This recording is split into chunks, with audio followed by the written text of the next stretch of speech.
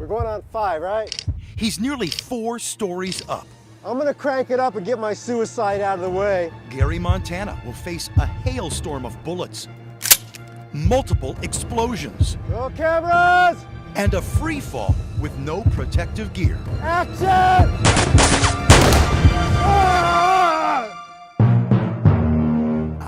Hollywood loves a cliffhanger, and inside Gary's unassuming office, Fall Guy, Knight Rider, Chips, a lifetime of Hollywood experience The Expendables, Scarface. finds a second life. 33 years of doing this, guys and gals. It's been a blast, literally. Yep, Gary's a Hollywood stuntman, 700 films and TV shows under his belt. Cuts and bruises today, guarantee. Soreness, guarantee. He came to Fort Collins to retire. Instead, he's now teaching the next generation. And I'm about to get schooled. Hit the ground! My grandmother can do better and she's dead! Drop! They have their Richard Petty driving school. There's baseball and fantasy camps. Why not a camp and something exciting for the people that just want to live the experience of being an action hero for a couple of days? 1, 2, 3. Less fall guy, more fall down guy. Our course begins with a workout, but it's actually a setup, preparation for what comes next. Hollywood is looking for a few great stuntmen and women, but you ain't it. Not yet. Soon I'm channeling my inner Lee Majors. Action. I master the shoulder roll. Hey, there you go. That evolves into jumping a barrel, Look at that, look at that. even getting some height to my jumps. Well, that was a nice form. Kick him out, kick him out, kick him out. There you go. 4 hours in, I'm feeling good, until I watch the advanced students.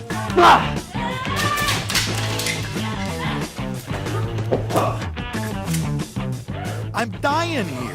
Of course, Gary knows a thing or two about that. My worst accident left me with 14 broken bones simultaneously, and it put me in a coma for over 30 days. Plenty of close calls in Gary's long career, but what's been the most dangerous? I would have to say probably marriage, you know?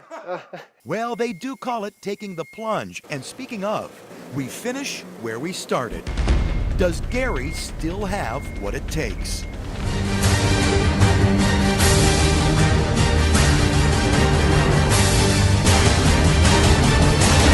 Action!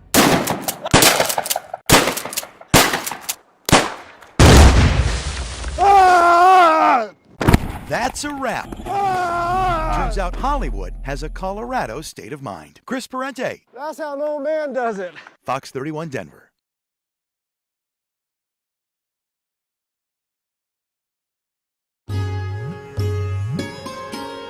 It's a trek to an exotic place, the last place you'd expect to find it.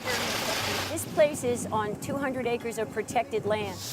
We're nowhere near India. In fact, we're just outside Orlando, Florida. But here, the Asian elephant finds an unlikely home. These are some retired showgirls over here. So like me, they aged out of their costumes. Our guide today is Janice. She's spent 40 years working with the elephants. Once you get a taste of this, it's painful to be away from it. There's no place like this in the world.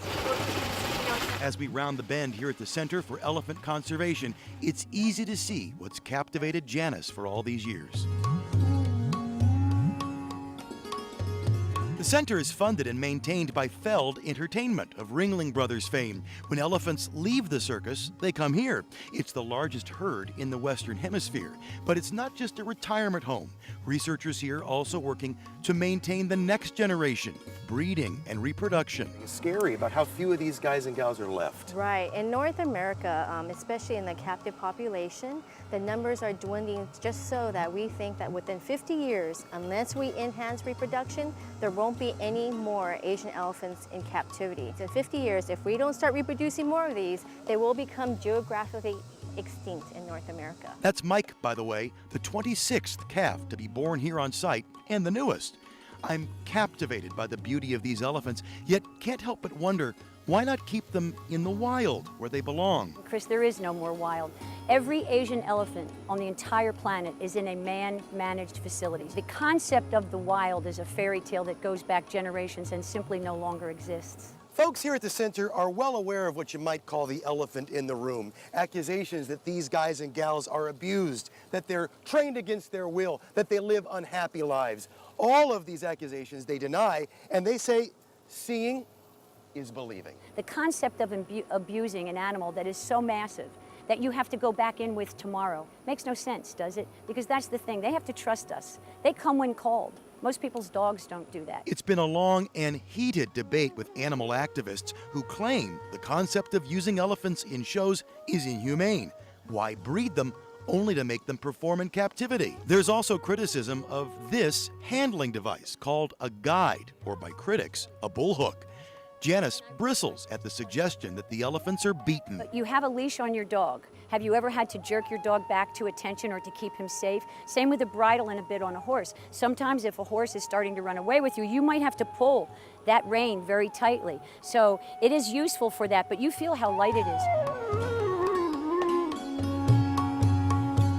Janice sees circus elephants as ambassadors, as a way to spark a passion, a love, a respect for elephants. And her bottom line, if it weren't for the circus, if it weren't for this program, the outlook for the Asian elephant would be even more dire. There would not only be less hope, but there would be less opportunity for people to actually get it, to experience the thrill of what these guys are like, for people to see that it's worth caring about, it's worth keeping these guys here.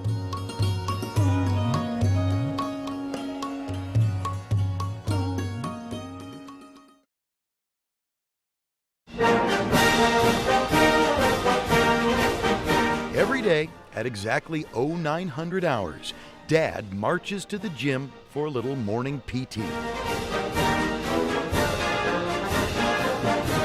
Yep, it's even military tunes on his iPod.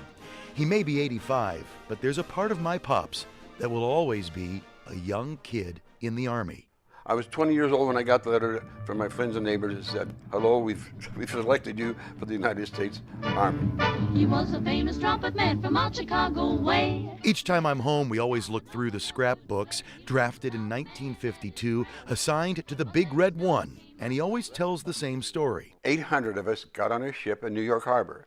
There was nobody there, and not one person there waved, and we took off. But then his number came up and he was gone with the draft. He's in the Army now. No fanfare when he left, none when he returned 2 years later. But all that is about to change. Have a fun day today. It's 0600 and Dad is shipping out along with 178 other veterans of Korea, World War II, and Vietnam. A trip to Washington to honor their sacrifice and remember their service. It's a short flight, but the moment we land, it's a water salute. It's already clear. If these guys didn't get recognized back in the day, we're about to make up for lost time. Welcome, welcome. Big Red One, good to see you, sir. Welcome to Washington. All of this organized by Indy Honor Flight, a nonprofit that sends thousands of vets on trips like this, all free of charge. This time, the military tunes aren't on his iPod. A band, hundreds of welcoming faces, and a day across D.C. to remember his brothers. So we were pretty much lost and dependent on each other for friendship, for loyalty, for camaraderie, everything. And that's why you think about them. These vets taken to all the memorials and taking a moment to remember their buddies who didn't come home.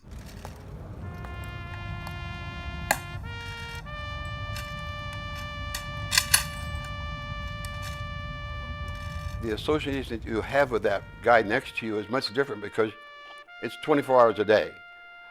You're with them all the time, and pretty much like the kids say today, if you fall, he'll pick you up.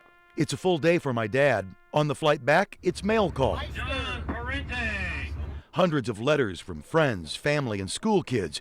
Gratitude for what each of these vets quietly and humbly has done for our country. And even once they've returned, more than 14 hours later, Corporal John Parente, U.S. Army. Dad gets that welcome back he never got in 1954. What I was looking forward to is finally getting a chance to somebody to wave and say goodbye and wave and say hello, and that's what I got. And I think that's what most of the guys were looking for. Maybe it's what we're all looking for.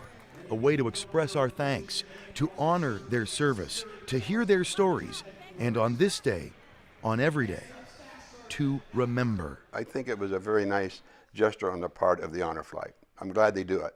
I hope they could keep on doing it until everybody's gone. He's the boogie woogie bugle boy of Company B.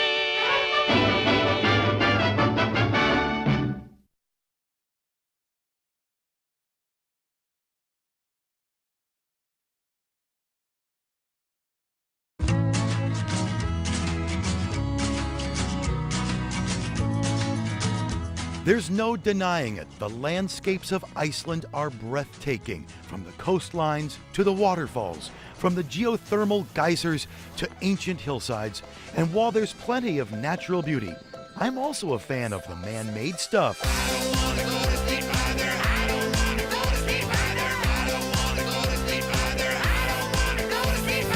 Say hello to Reykjavik, Iceland's capital city of just under 200,000. It's got the feel of a European port town, and it's small enough to explore on foot in just a day. We waste no time taking to the streets and to the stores. There are plenty of shopping options, from the eclectic to the world-famous Icelandic wool. But here's the hidden gem. How about a visit to the city's flea market, or Kólaportið? Open several days a week, here you'll find the locals and the bargains. From vintage clothing to Icelandic books, from the famed Icelandic candies to their legendary seafood. Kathy even snags one of those sweaters. Okay, so there's a lot of traditional sweaters here in Iceland. You see them all with the high collar and the pattern right here. This lady hand makes these sweaters out of her farm. She has her own sheep. There's her house and her farm and her doggy. And so she makes a different kind of design, more feminine, something that ladies can wear as kind of a shawl. So that's what I got. I love it. Thank you so much. And after a day of strolling the streets and shopping, let's face it, you'll work up an appetite.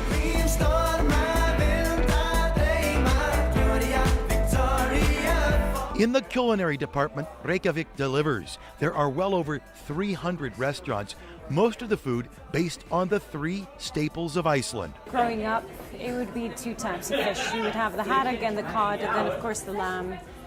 A bit of beef, but not too much. We pay a visit to the dockside restaurant Kopar. It's part of a growing trend here in the city. They've become foodies with nouveau and modern variations on the classics. Everything's made from scratch. We make the sorbets, we make the ice cream, we make the cakes. How about a 9-course dinner? From scallops to the lamb, from Atlantic catfish to cod tongue. And yes, enough desserts to satisfy any sweet tooth.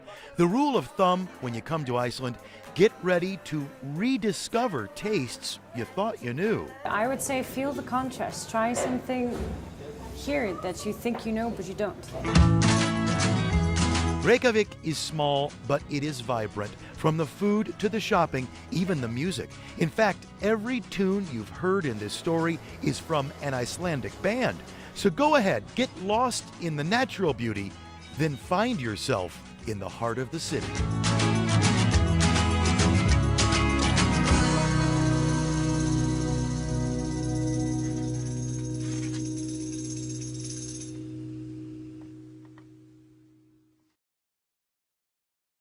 Sure, I may look young and dashing now, but behind this door, the transformation from cool to codger.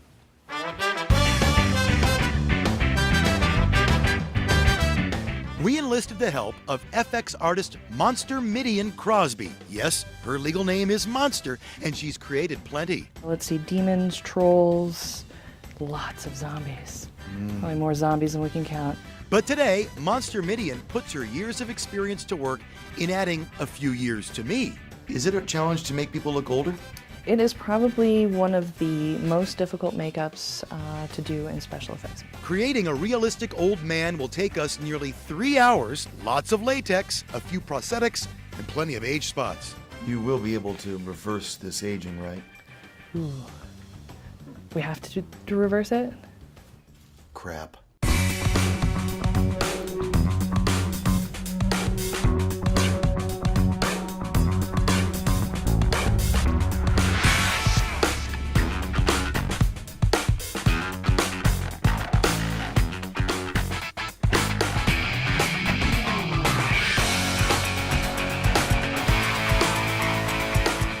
In the end, Monster Midian proves her agility, and I lose mine.